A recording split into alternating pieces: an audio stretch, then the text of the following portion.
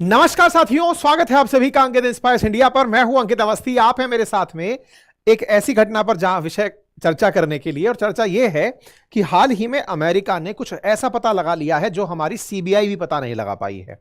हाल ही में अमेरिका ने कुछ ऐसी जांच कर ली है जिसे भारत आए बिना कंप्लीट कर लिया गया है। आपको याद होगा कुछ समय पहले अडानी के बारे में अमेरिका ने कहा था कि अडानी ने भारत में प्रोजेक्ट्स पाने के लिए भारत की सरकारों के कुछ मंत्रियों को, कुछ ऑफिशियल्स को रिश्वत दी है। अमेरिका का आरोप था जिससे अडानी धराशायी हो गया था। इतना ही नहीं, अडानी के खिलाफ अरेस्ट वारंट तक की बात चलने लगी थी। जानकारी निकली थी कि अडानी की जो कंपनी है, अडानी की सोलर एनर्जी के कॉन्ट्रैक्ट प्राप्त करने के लिए $250 मिलियन यानी 2110 करोड़ रुपए के आसपास अडानी ने भारत के अंदर कुछ राज्यों की सरकारों को रिश्वत देकर के वहां का काम पाया। अब चर्चा यह है कि अडानी के इस रिश्वत कांड के बाद भारत में खूब हलचल मची थी। अडानी के स्टॉक्स पर जो नुकसान होना था हुआ, जो होना था वो सब हुआ, लेकिन फाइनली अडानी अब वापस अपनी जगह आकर खड़ा हो गया है। जितना हलचल होना था, मार्केट में जो हिलना डुलना था, वो सब होकर के ऑलमोस्ट अब मामला सेटल हो गया है। इसी बीच में फिर अमेरिका बाहर आता है। अमेरिका इस बार बाहर आता है और इस बार उसने पिछली बार अडानी के केस में जो भारत में बैकलैश हुआ था उसको सेटल कर लिया है। आपको याद होगा कि जब अडानी के ऊपर अमेरिका ने एक्शन लिया, मतलब एक्शन की बात कही थी, तो हमारे जैसे कई लोगों ने इस विषय पर काफी ज्यादा रोष व्यक्त किया था कि भैया तुम एक बात बताओ, हमारे देश के किसी आदमी पर तुम वहां बैठकर पंचायती कर रहे हो, तुम्हारी पंचायती खुद पर तो चलती नहीं, हम पर करते हो। अगर आपने मेरे सेशंस देखे हो तो उसमें मैंने एक बात बहुत ज्यादा कही थी, और वो ये थी कि अमेरिका में लॉबिंग नाम से एक मतलब कार्यवाही होती है। वहां की बड़ी बड़ी कंपनियां अपने पक्ष में फैसला दिलाने के लिए मिलियंस ऑफ डॉलर खर्च करती हैं सो दैट उन्हें टेंडर मिल जाए। मैंने ये जानकारी, अगर आपको ध्यान हो तो, अपने उन सेशंस में की थी, और मैंने कहा था कि जिस चीज के लिए अडानी को दोषी ठहराया जा रहा है कि इसने रिश्वत दी है, टेक्निकली इसकी जो रिश्वत है वो रिश्वत टेक्निकली इसकी जो रिश्वत है वो रिश्वत कहा था कि जिस चीज के लिए अडानी को दोषी ठहराया जा रहा है कि हां, तो टेक्निकली अब अमेरिका क्यों नहीं खुद की देश की कंपनियों पर कुछ ऐसा कर लेता है। हाल ही में सुर्खी भी कुछ ऐसी ही बन गई है। अमेरिका को लगा कि यह बात उन्होंने सीरियसली ले ली।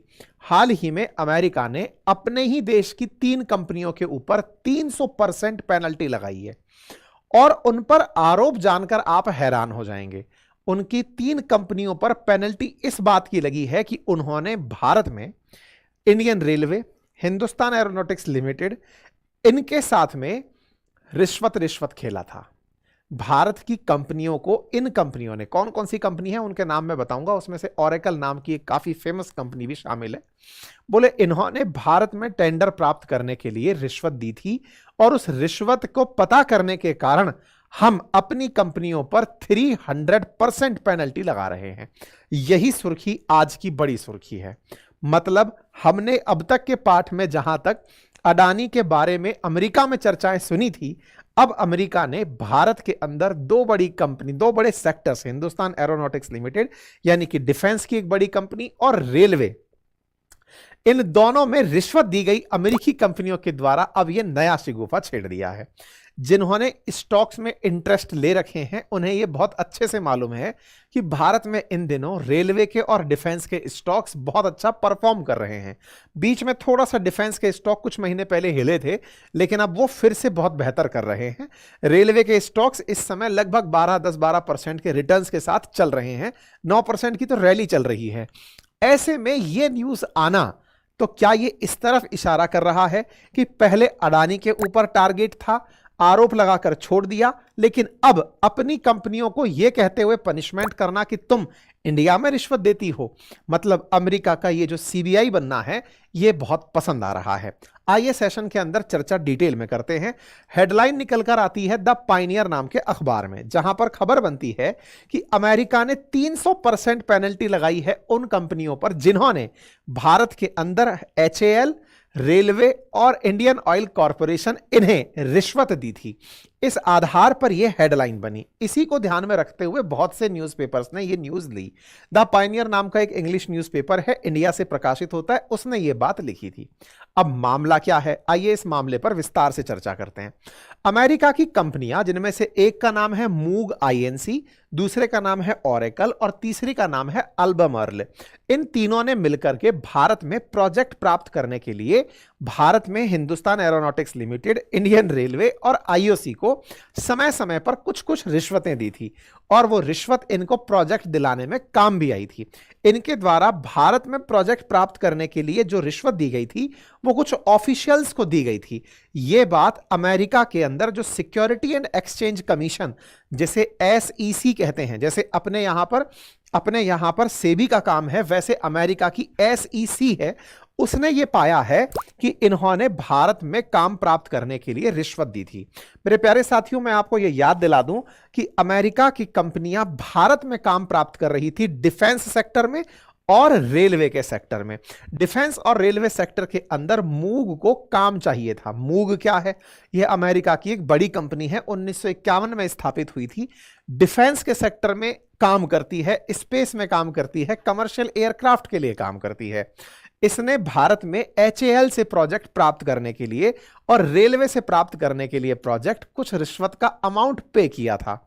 आपको मैं यहां याद दिला दूं कि जिस रेलवे के प्रोजेक्ट की बात हो रही है उसकी डिटेलिंग यहां पर RDSO के नाम से लिखी हुई है। RDSO रेलवे का research design and standard organisation है जो लखनऊ से ऑपरेट होता है। तो बोले इनको अपने डिजाइन्स पास करवाने के लिए यहां के कुछ ऑफिशियल्स को रिश्वत देनी पड़ी थी। जो रिश्वत का अमाउंट था जो पे किया गया है, वो पे करने के लिए मूग ने इंडिया में अपनी एक और छोटी कंपनी बनाई जिसका नाम रखा MMCPL। उस MMCPL के माध्यम से कुल प्रोजेक्ट का लगभग 10% इन्होंने रेलवे के अधिकारियों को रिश्वत के रूप में पे किया था। ऐसे ही LB मार्लो कॉरपोरेशन पर आरोप है, ये एक केमिकल कंपनी है, कि इन्होंने इंडियन ऑयल कॉरपोरेशंस के अधिकारियों को, साथ ही साथ में इंडोनेशिया और वियतनाम के अंदर काम करने वाली कुछ कंपनियों को लगभग $63.5 मिलियन का रिश्वत दिया था। अल्बा मार्लो पर आरोप है कि इसने भी इंडिया के अंदर लगभग 1.14 मिलियन का कमीशन पे किया ताकि इसको प्रोजेक्ट आसानी से मिल सके। इसी के साथ साथ ओरेकल नाम की जो कंप्यूटर सॉफ्टवेयर कंपनी है, इसने इंडियन रेलवे से कॉन्ट्रैक्ट प्राप्त करने के लिए, साथ ही साथ UAE और टर्की के अंदर कॉन्ट्रैक्ट प्राप्त करने के लिए इसने भी अपने द्वारा $6.8 मिलियन की रिश्वत दी थी। इस प्रकार से तीनों कंपनियों ने काम प्राप्त करने के लिए रिश्वत दी थी और इस रिश्वत का जब अमेरिका की SEC को पता चला तो उसने मूग पर 3 गुना पनिशमेंट लगाया। जहां इन्होंने रिश्वत दी थी उसके ऊपर $1.68 मिलियन का फाइन लगाया गया। वैसे ही ओरेकल के ऊपर जो उसने रिश्वत $6.8 मिलियन की दी थी उस पर $23 मिलियन का फाइन लगाया गया। अल्बा मार्लो पर जिसने की $63.5 मिलियन की रिश्वत दी थी उस पर $198 मिलियन का फाइन लगाया गया। ये जो फाइन लगाया गया की न्यूज है ये आज की न्यूज है। तो अब एक बड़ा सवाल आपके सामने आता है कि अमेरिका अपनी कंपनियों पर फाइन लगाता है 3 कंपनियों को ढूंढकर, उनमें से 2 कंपनियों का सीधा सीधा संबंध भारत के रेलवे और डिफेंस सेक्टर से है। अगर इस बात को सीधा सुना जाए कि अमेरिका ने इतना फाइन लगाया, ये फाइन लगा है, फाइन के बाद में वो कोर्ट में जाएंगे, वो बताएंगे कि हमने नहीं दिया था, या फिर जो भी बात है कि उन्होंने दिया भी था तो इतना फाइन उचित नहीं है, जो भी है, लेकिन उसकी ये जो न्यूज है ये भारत के अंदर एक बड़ी न्यूज बन जाएगी।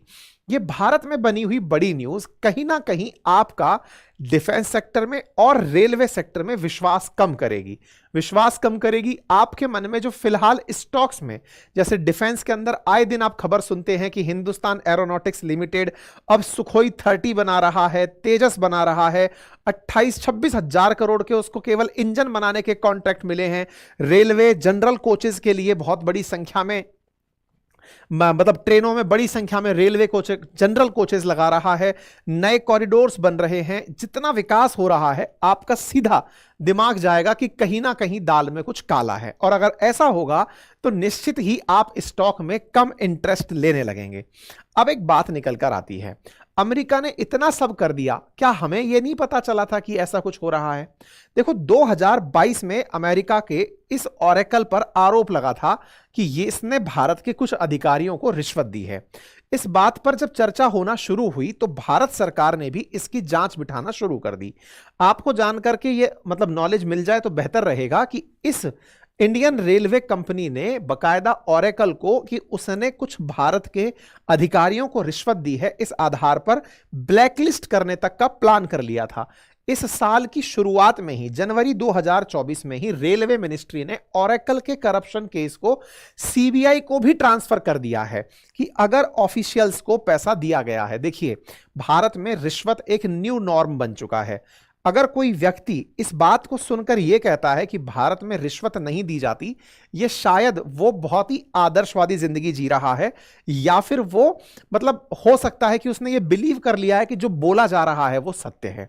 क्योंकि कहीं ना कहीं हमारे राजनेता भ्रष्टाचार मिटाने की जो लंबी चौड़ी बातें करते हैं, मुझे नहीं लगता कि दुनिया में किसी भी व्यक्ति को इस बात का 1% भी एहसास ना हो कि भारत के लगभग हर डिपार्टमेंट में अपने अपने लेवल के कुछ ना कुछ करप्शन फिक्स हैं। रेलवे के अंदर टिकट लेने से लेकर के, टीटी से सीट कंफर्म कराने से लेकर के, दारू की बोतल को अपर प्राइस पर लेने से लेकर, रात 8 बजे के बाद ठेका खोलने से लेकर, टोल पर टोल माफी से लेकर, रोड के अंदर मिलावट से लेकर के, हर जगह किसी ना किसी लेवल का करप्शन इन्वॉल्व है। लेकिन इन सब करप्शंस के बावजूद देश लगातार 75 साल से धीरे धीरे प्रोग्रेसिव स्टेट से सने सने आगे बढ़ता जा रहा है। हम लोगों को भ्रष्टाचार की अब इतनी ज्यादा आदत हो चुकी है कि ये छोटा मोटा, जिसको हम कहते हैं आटे में नमक के बराबर, तो चलता होगा। तभी तो अगर बेटा दरोगा बने, चाहे वो द्वितीय श्रेणी ही कर्मचारी बने, लेकिन तो उसे बधाई दी जाती है, बेटा तुम दरोगा बने हो तो तुम्हारे पास नंबर 2 का पैसा बढ़िया आएगा। वहीं वो अगर प्रथम श्रेणी शिक्षक बन जाए तो शायद उसे इतनी बधाई ना मिले, भले ही उसकी तनख्वाह ज्यादा हो। अरे नहीं साहब, दरोगा की बात ही अच्छी है क्योंकि उसको भ्रष्टाचार का पैसा मिलेगा। तो हमारे देश में भ्रष्टाचार अब एक न्यू नॉर्म हो चुका है। लोग उसको उतना तक तो डाइजेस्ट करने लगे हैं जब तक वो हेडलाइन ना बने। जिस दिन एसीबी छापा मारे और हेडलाइन में दिखाए कि देखो इतना पैसा पकड़ा, तब तक तो वो बहुत ही समाज का सम्माननीय आदमी है। ऐसे ही रेलवे को ओरेकल ने पैसा दिया, ये हमारे लिए तो ऐसे था कि हाँ दिया होगा, रेलवे इतना काम कर रहा है, तुमसे भी 2 पैसा ले लिया होगा। लेकिन जब सीबीआई या फिर इस पर जांच बैठी, हाँ यार बड़ा ही मुकदमा रहा होगा, उस टाइप की कुछ हरकत है। खैर, अमेरिका का यह सब करना और ऐसे समय पर करना जिस समय भारत के अंदर लोकसभा का सत्र चल रहा हो, विंटर सत्र चल रहा हो, मार्केट के अंदर इस समय एक नोशन बैठ चुका है स्टॉक मार्केट में कि डिफेंस और रेलवे के स्टॉक्स भारत में बढ़िया कर रहे हैं, उस समय इस खबर का इस तरह प्रकाशित हो जाना और लोगों के द्वारा इसका उठाया जाना किसी ना किसी तरह स्टॉक मार्केट को प्रभावित करने की एक घटना भी लगती है। जिस तरह से स्कैम करके जो वेब सीरीज थी उसमें बताया गया था कि अगर किसी के स्टॉक गिराने हैं तो उसकी इमेज गिरा दो, जैसा अडानी के साथ हुआ था कि अडानी के ऊपर केवल आरोप लगा दो कि इसने रिश्वत दी थी, आरोप का सत्यापन होता रहेगा, लेकिन उसके बाद में अडानी को जो नुकसान हुआ उसका नुकसान इतना बड़ा नहीं था जितना उसके स्टॉक्स में जिन्होंने निवेश कर रखा था उनका नुकसान हुआ। कुल मिलाकर अडानी तो रिकवर कर गए, लेकिन जिन लोगों के पैसे बर्बाद हो गए वो वैसे ही बेचारे रखे रखे घर पे गरीब हो गए। आज भारत के अंदर जहां डिफेंस और रेलवे बढ़िया कर रहा है, बढ़िया से मैं आपको तात्पर्य समझाता हूं। देखो, भारत के अंदर रेलवे स्टॉक्स के अंदर इस समय पर उसके स्टॉक्स में जिन्होंने निवेश कर रखा था नुकसान हुआ। कुल मिलाकर अडानी तो रिकवर कर गए, लेकिन जिन लोगों का नुकसान हुआ, हाँ जी, जैसे आप अगर देखें तो हमारे यहां पर 9% का जो रेलवे का स्टॉक है उसके अंदर रैली चल रही है। दिसंबर 11 की खबर देख रहे हैं। क्यों? क्योंकि भारत के अंदर रेलवे को बहुत सारे टेंडर्स मिले हैं। आप उठाकर देखें पिछले 1 महीने का, तो रेलवे की जितनी भी कंपनियां लिस्टेड हैं उन सब के अंदर गजब लेवल का रिटर्न आ रहा है। कैबिनेट ने हाल ही में 3 नए रेल प्रोजेक्ट अप्रूव किए हैं जो 7,927 करोड़ के हैं। लोकसभा ने रेलवे अमेंडमेंट बिल पास किया है जिसका फायदा हमको रेलवे के अंदर देखने को मिला है। हिंदुस्तान एरोनॉटिक्स की बात करें तो मैंने बातें बाजार की पर सेशन किया था जिसमें यह बताया था कि एचएएल को सुखोई 30 और K9 हॉवित्जर के लिए एलएनटी को 20,000 करोड़ का हाल ही में इन्वेस्टमेंट दिया गया है। तो डिफेंस सेक्टर में काम करने वाली कंपनीज को भी बहुत ज्यादा लाभ मिलने की आशंका है। हाल ही में कैबिनेट कमेटी ऑन सिक्योरिटी की ये न्यूज मैंने कवर की थी। साथ ही साथ थोड़े ही दिनों पहले डिफेंस मिनिस्ट्री के द्वारा 26,000 करोड़ का एचएएल को टारगेट दिया गया था कि वो सुखोई 30 के इंजन बनाए। कुल मिलाकर भारत के डिफेंस सेक्टर में सरकार के फैसले और रेलवे सेक्टर में सरकार के फैसलों से कंपनियों को बड़ी राहत मिली हुई है। उसमें निवेश करने वाले लोग बढ़िया निवेश करके रिटर्न्स की तरफ बढ़ रहे हैं। ऐसे में इस न्यूज का उस समय आना कहीं ये स्टॉक को प्रभावित करने के लिए तो नहीं, यही एक बड़ा सवाल बनता है। बट ठीक है, अमेरिका इस बार अपनी कंपनियों को पनिशमेंट देकर के खुद के ऊपर लोकतंत्र को बर्बाद करने का जो टैग लगा हुआ है उससे तो खैर धुलाई पा ही रहा है। खैर, इन सब के बावजूद ये सारा खेला स्टॉक से रिलेटेड है और आप स्टॉक्स कैसे प्रभावित होते हैं इस पर जानकारी अगर डिटेल में चाहते हैं तो मैंने इसके लिए एक प्रॉपर कोर्स लॉन्च कर दिया है इन्वेस्टमेंट की बिल्कुल जीरो से बारीकी सिखाने के लिए। आज उसका पहला सेशन हो चुका है एप्लीकेशन पर और वेबसाइट पर। मेरे प्यारे साथियों, जो क्लासेस लाइव हो रही हैं उनको प्रोसेस होकर रिकॉर्डेड फॉर्मेट में पहुंचने में 2 से ढाई घंटे लगते हैं। आज बड़ी संख्या में जिन्होंने कोर्स एनरोल किया उन्हें शुरुआती 2-2.5 घंटे तक रिकॉर्डेड बैच देखने में असुविधा हुई। रिकॉर्डेड क्लासेस लाइव के 2.5 घंटे बाद उपलब्ध होती हैं। ठीक है, तो संभवतया जिन्होंने देखा उन्हें मिल चुका होगा। कल से यह सेशन लाइव उपलब्ध रहेगा, हिंदी में उपलब्ध रहेगा, लाइव और रिकॉर्डेड दोनों फॉर्मेट में आपको यह मिल जाएगा। फाउंडेशन ऑफ स्टॉक क्लासेस हैं, ये शुरू हो चुकी हैं बातें बाजार एप्लीकेशन पर। जिन्हें भी इस बात को समझकर स्टॉक में निवेश का रुचि रखना है, बढ़िया डीमैट अकाउंट खुलवाएं, अपना भी इंटरेस्ट लें। और हाँ, भविष्य में यानी कि इस थर्सडे से ये कोर्स 1999 का हो जाएगा। जिन्हें भी कोर्सेज पहले एनरोल करने हैं वो कर लें, क्योंकि ये 999 हमारा ओपनिंग ऑप्शन था जो हमने आप लोगों को यहां पर दिया हुआ है। ठीक है साहब, फिलहाल के लिए इतना ही। अपना ख्याल रखें। बहुत बहुत धन्यवाद।